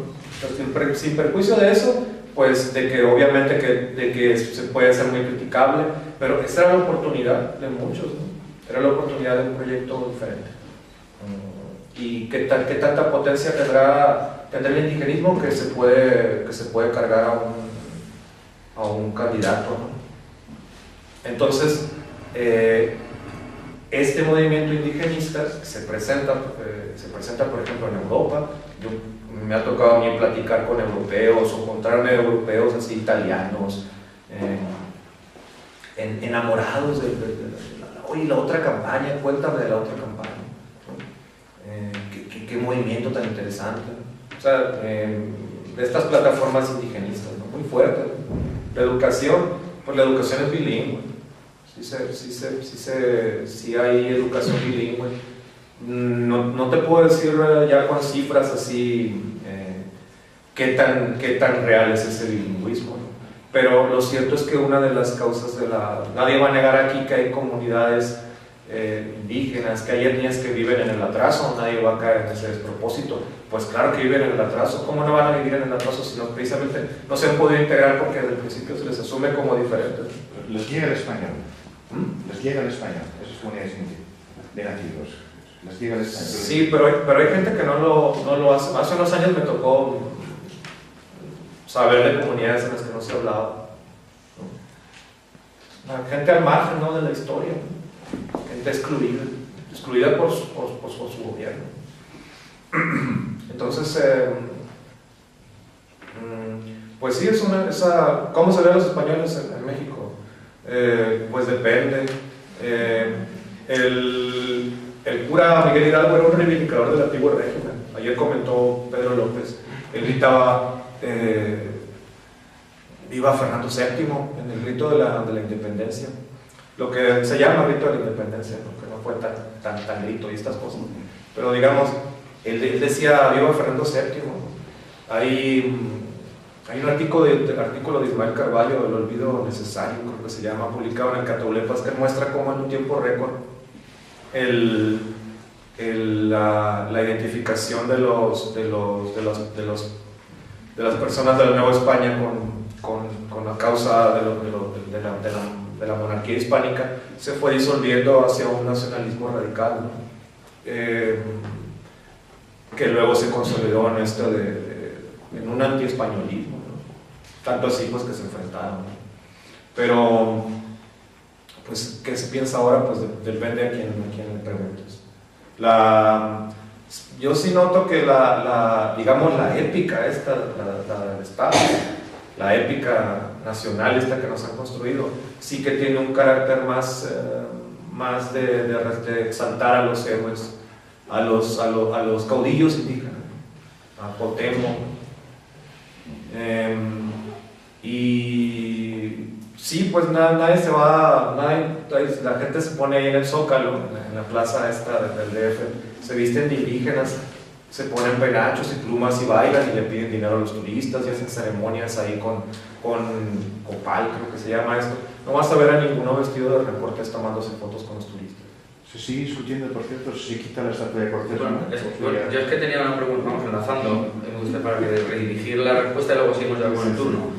Yo, habría que hacer una distinción creo interesante en un asunto que le ha tocado, que es que España actúa por medio de dos virreinatos iniciales, Perú y México. Las diferencias son muy importantes, pienso yo. Eso por un lado. Y luego incidir en lo que ha dicho Manuel, y es cierto, nosotros estuvimos en México hace menos de un año.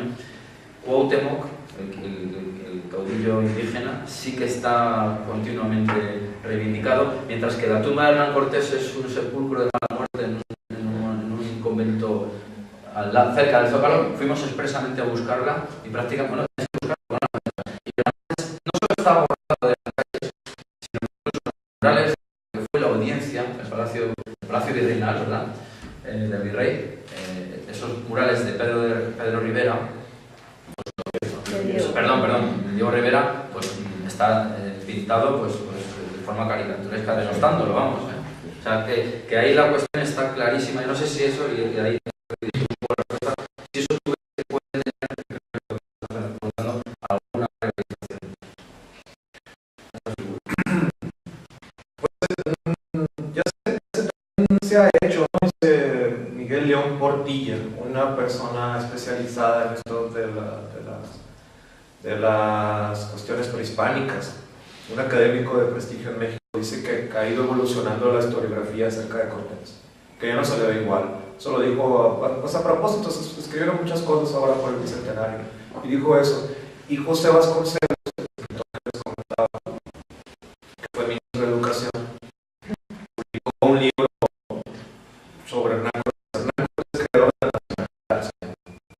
Destaca su habilidad como estratega militar. Y él comentaba ya en ese libro que la historiografía mexicana había ido evolucionando, que ya no se le veía igual. Otra cosa es lo que piense la gente, estas cosas, ¿no? Pero sí, es rarísimo reivindicar a Cortés en México, ¿no? Presentarlo como estratega militar, como una persona que entendía mucho de estas cuestiones, como un político. Es muy raro, no lo vas a ver eso con mucha frecuencia. Sí, pues, es y hay aquí una leyenda negra que es el papel que está rotando todo el tiempo sobre todas las desde ser la tierra sujeto de derechos, el derecho a la tierra, ya no es el individuo, no es un ciudadano, son unos pueblos que se arrogan unos derechos en frente de unas naciones políticas constituidas, canónicas. Y sobre todo es eso, la cuestión esta de la leyenda negra, cómo acaba todo el mundo pensando que antes de llegar a los campos españoles que se vivía en una Asia y de Egipto, los hombres vivían en paz con la tierra y no había ningún problema. Y ahora toda esta imbecilidad nueva se quiere volver a ese estado natural de las cosas, que es imposible, no es realizable, no es absurdo. Y está todo implicado, esto todo a través de la leyenda, con compañeros de trabajo, ellos mismos, con apellidos españoles, reniegan de la nacionalidad. Y son en Ecuador. En Ecuador quieren volver, se están fijando en el modelo autonómico. Pero están viendo tienen asesores españoles.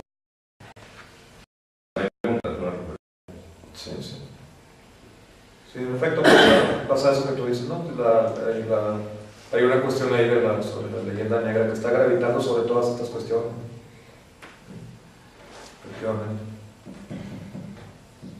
Vamos por orden. Felicidades por la conferencia, gracias por venir hasta aquí y quería poner la perspectiva. Vamos con brevedad porque hay mucha gente que quiere hablar. Parece que el indigenismo aparece de la nada, que es gente que está reivindicando sus derechos, está claro, no me vais a imponer. Lo que quedase un poco más, para tener la perspectiva, es que estados poderosos, no indigenistas, están promoviendo estas campañas para desunir lo que quieren aprovecharse, como es el ejemplo del petróleo de México y Europa. Y justamente estos estados, Estados Unidos de América del Norte y Alemania, que en sus propios estados fueron los más antiindigenistas del mundo, son los que promueven estas campañas culturalistas y de antropólogos que mandan por todo el mundo diciéndoles que ¿quién nos va a cambiar? Tenéis que volver atrás. Cuando sus propios estados, los más potentes que hay en Europa, Estados Unidos, sus ejemplos fueron la rapiña y a esos explotados. Entonces, si hay esa conciencia por parte de políticos mexicanos de esos propios indígenas que pasan por tantos sitios, o como Vargas Llosa, que se presentó en las elecciones, Menos mal que votaron a Fujimori, ¿no? Aquí parece otra cosa, pero con esas ideas, ¿qué puede hacer desde el Perú? Claro. Si esos mismos indígenas no los quieren integrar en unas estructuras estatales que puedan oponerse a Francia o Alemania, pues claro, van a ir allí y decir, no, pero el gas no lo llevamos vosotros disfrazados, pues si hay esa conciencia de ese tema. Pues leí en alguno de estos artículos, no recuerdo si en el de Íñigo lo menciona eso, un lingüista me ahorra un ejército o algo así, estudios estos de lenguas a cargo de las academias de lingüísticas en Norteamérica, que son fomentados pues, desde los Estados Unidos precisamente para eso, para exacerbar esas cuestiones étnicas, ¿no? Eso sin perjuicio del interés antropológico que pueda tener una lengua indígena, ¿no? Lo digo porque no es del todo inocente, yo creo eso. Que si el gobierno está consciente de México, consciente de eso, no, yo creo que no, porque esto de la cultura en México es así como se presenta como una seña de identidad, ¿no? No va a pretender el gobierno ir en perjuicio de esas señas de identidad que ellos mismos han contribuido a construir, ¿no? Es muy bonito que tenemos indígenas, pues. Es muy vistoso, ¿no? Todo esto que digo sin perjuicio del interés que puedan tener estas comunidades, ¿no? Pero no creo que estén conscientes yo del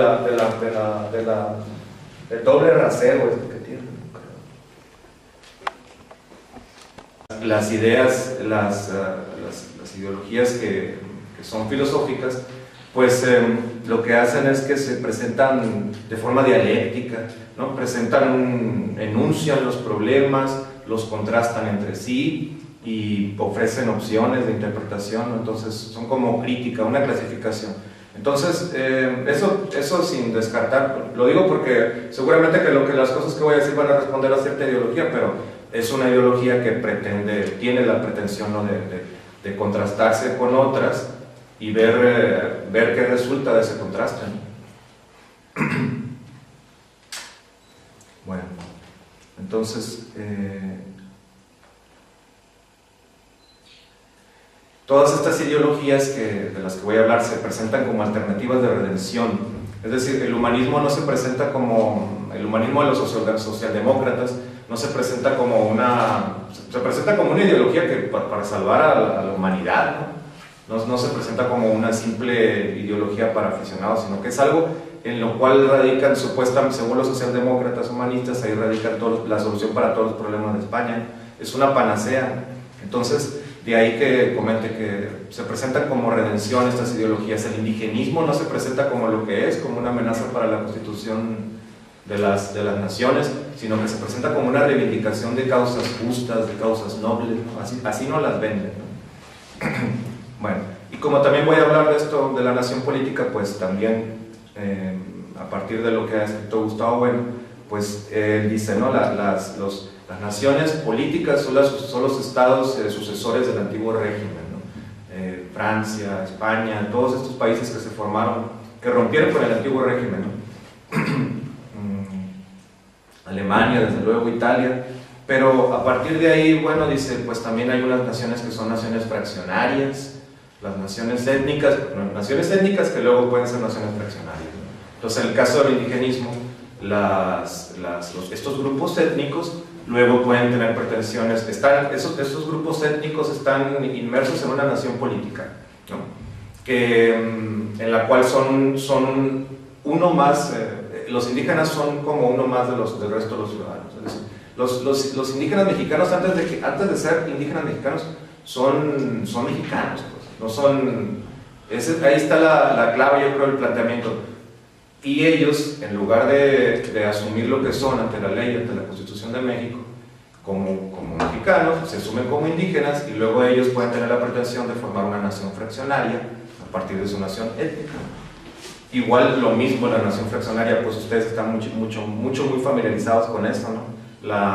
Todos estos movimientos que pretenden pretenden pues romper España, como se dice, ¿no? Normalmente.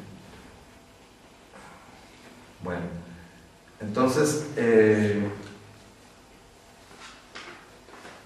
pero antes de eso, de hablar concretamente de las ideologías, voy a explicar un poco cuando digo Hispanoamérica, Iberoamérica, América, todo, ¿de qué estoy hablando? ¿No? Porque también el rótulo, la forma en la que denominemos a las regiones que hablan español en el mundo, también el rótulo es problemático, no es ideológico, tiene un determinado interés. Por ejemplo, me ejemplos de esto y voy a ir comentando, ¿no? La cuestión esta, ¿no? Pero más que nada, por eso puse aquí, se trata de como una evaluación de daños, a ver cómo está la casa, como dicen en España, a ver cómo está el patio y pues ver qué se puede hacer, ¿no? Qué podemos hacer frente a todos estos problemas. Entonces, principalmente lo que voy la idea que voy a defender aquí es que la nación política está amenazada por un montón de problemas, y esos problemas, esas ideologías que llamo aquí delirantes, voy a explicar por qué, dónde radica el delirio. Esas ideologías delirantes precisamente apuestan a que la nación política se extinga, que la nación política se fraccione. No voy a decir nada que sea especialmente novedoso. Ya desde la Fundación Gustavo Bueno, desde el Nódulo Materialista a un lado del Atlántico, desde la revista El Catoblepas, o Teatro Crítico, o Plaza de Armas, ya se ha hablado mucho sobre estos asuntos, ¿no? Pero sobre todo por ejemplo, muchas de las cosas que voy a decir las pueden encontrar mucho mejor expuestas en este ensayo de Gustavo Bueno, Los peligros del humanismo de la izquierda híbrida como ideología política del presente, ¿no? Ahí Gustavo Bueno, el filósofo español, lo explica de una forma mucho más sistematizada de lo que yo lo voy a decir aquí. Pero también hay otro texto de Íñigo Ongay que es un análisis materialista de las ideologías indigenistas, de los movimientos indigenistas en Hispanoamérica, ¿no? Y ahí también voy a insistir en esas cuestiones, pero yo creo que el interés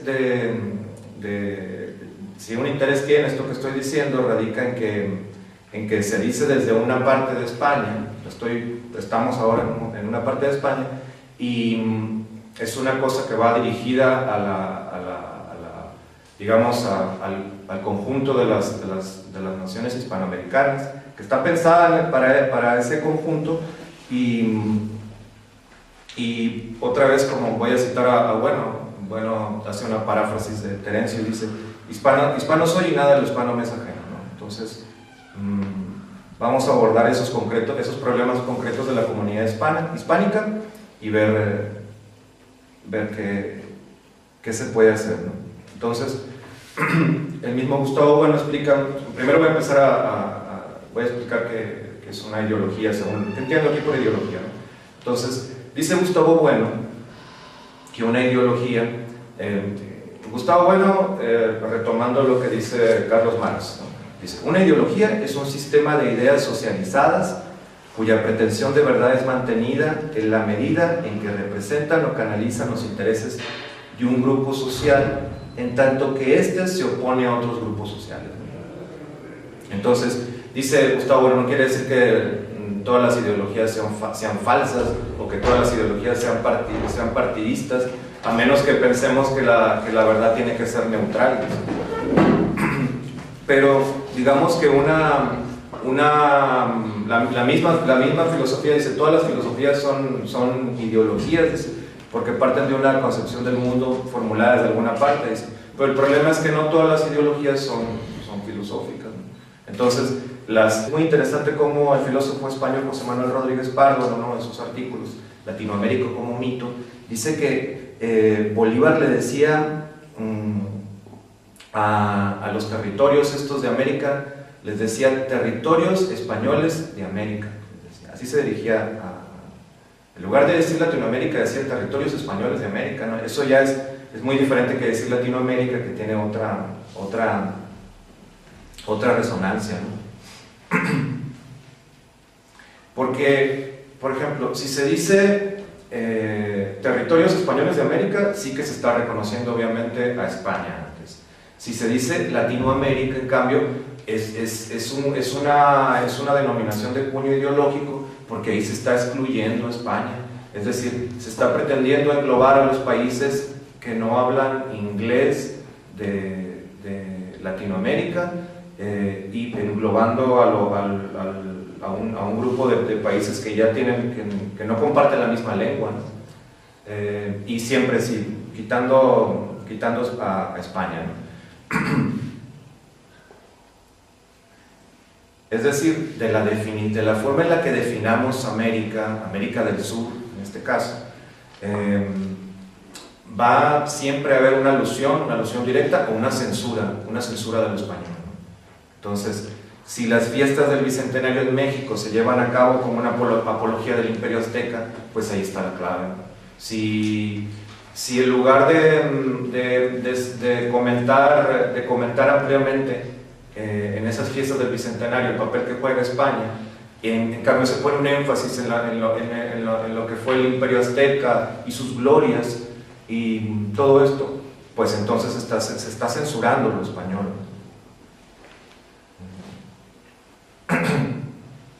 Bueno, entonces, en resumen se puede decir, América se dice de muchas maneras, ¿no? Por ejemplo, para un norteamericano, para un estadounidense, muy comúnmente, no digo que siempre, se sorprendería de escuchar que un mexicano dice que es americano, ¿no? Podría ser hasta incomprensible, a mí me ha ocurrido, ¿no? Entonces, ¿por qué? Porque América se corresponde completamente para ciertos norteamericanos con los Estados Unidos. Entonces, o bien el rótulo Norteamérica, por ejemplo, es inadmisible en ciertos contextos para México, a pesar de que ya desde los 90, desde el 94, está en vigor un tratado de libre comercio entre Canadá, entre Estados Unidos y México, ¿no? Entonces, pero aún así es como inconcebible en ciertos contextos denominar norteamericano o mexicano. Luego, si queremos todavía complicar más las cosas, pues resulta que el nombre oficial de México es Estados Unidos Mexicano. Y parece una broma, pero ese nombre es indispensable en ciertos países de Europa. Es decir, si un mexicano no se quiere quedar varado en una aduana ahí, que lo vean así muy raro, tú de dónde eres, se tiene que presentar como proveniente de los Estados Unidos Mexicanos, porque en México no lo van a encontrar en la papelería oficial. Entonces, por eso Gustavo Bueno, en otro de sus ensayos, o sea, resulta que hasta somos estadounidenses, pues, si nos queremos poner en ese plan. Pero bueno, o sea, los rótulos son muchos, se confunden y no hay un acuerdo, ¿no?, acerca de eso. Entonces dice, pues, la segunda parte de los encuentros en el lugar, 2011, tenemos hoy con nosotros a Manuel Llanes García, escritor mexicano, que ha tenido la amabilidad de venir a visitarnos. El tema que va a tratar yo pienso que es de absoluta vigencia, de absoluta actualidad. Es un tema complejo, se presta a múltiples interpretaciones, está instrumentalizado en muchas direcciones políticas y creo que nos atañe a toda la hispanidad, que es los problemas que ha suscitado el auge del indigenismo en las naciones hispanas y sus correlatos en España, que me imagino que serán tratados ahora por Manuel, que como vivió en Barcelona, pues sabe muy bien de cómo el mito de la cultura está actuando a ambos lados del océano, ¿verdad? Su conferencia, pues, como podéis leer, es Ideologías delirantes en el contexto del Bicentenario, que los Bicentenarios se están celebrando ahora, y bueno, pues agradeceremos a Paragao. ¿Quién es Manuel Llanes? Pues Manuel Llanes García es un mexicano, nacido en el estado de Sonora, es de mi edad, por cierto, nacido en el 72, licenciado en Literaturas Hispánicas, está desarrollando su tesis doctoral en la Universidad de Barcelona, es autor de varios libros, muchos de ellos de relatos, tipo de Tréboles de Ciradios de Noche, un libro que me regaló hace unos meses y que le recomiendo porque es de gran calidad. Ha desarrollado bastantes actividades relacionadas con la prensa, como crítico de cine, especialmente, y pertenece pues a Nódulo México, que es, digamos, la continuación del proyecto del Nódulo materialista en España, que tiene en México, pues como todos sabemos, una plataforma pues, más potente que en España, seguramente, ¿verdad? Por el área en la cual se ha asentado. Ha participado en diversos programas de televisión, Plaza de Armas, Teatro Crítico en España. Teatro Crítico no, Pero tú quieras. Ojalá. Ojalá. Y bueno, ahí tenéis más o menos el currículum breve, porque no es fácil hacer un currículum de una persona que ya lleva una trayectoria bastante dilatada. Sin más, le cedo la palabra. Una vez acabada su intervención, podremos debatir sobre ella y finalizaremos estas jornadas.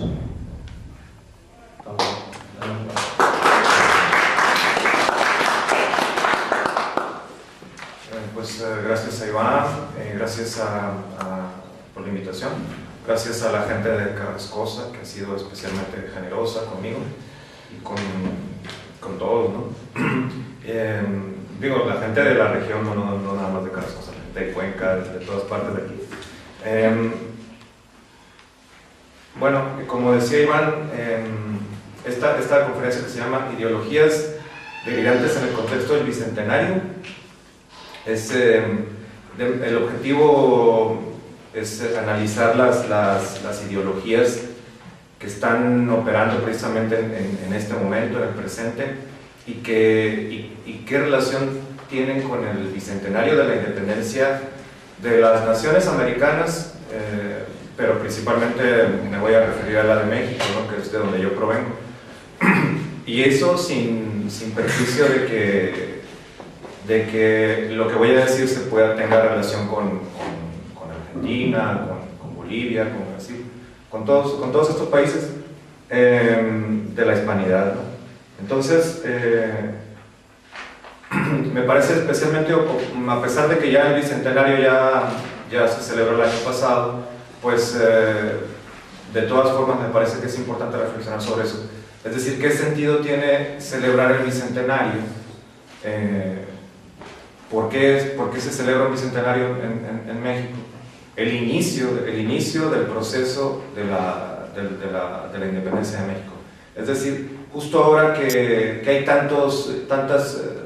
desde tantos frentes que ataca a la nación política, desde México, que se cuestiona tanto la celebración del Bicentenario, es decir, México sumido en una guerra, ¿no? Como se habrán enterado por los medios, ¿no?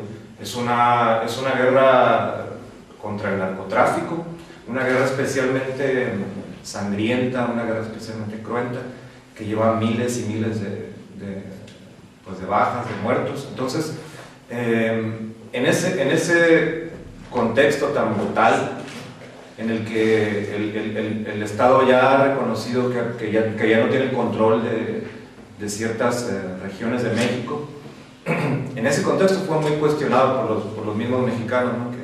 ¿Por qué estamos celebrando esto si tenemos tantos problemas?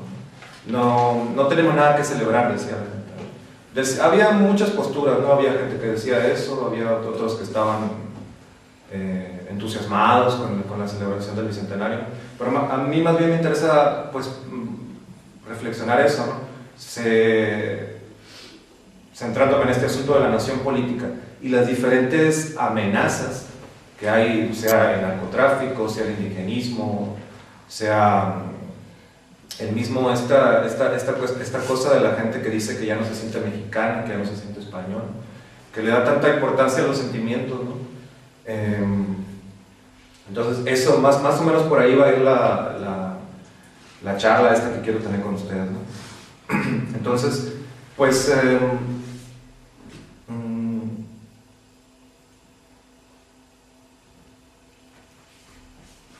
les decía que voy a centrarme en diferentes opiniones, pero sobre todo me voy a dedicar a hablar de las que tienen que ver con las que provienen de los intelectuales.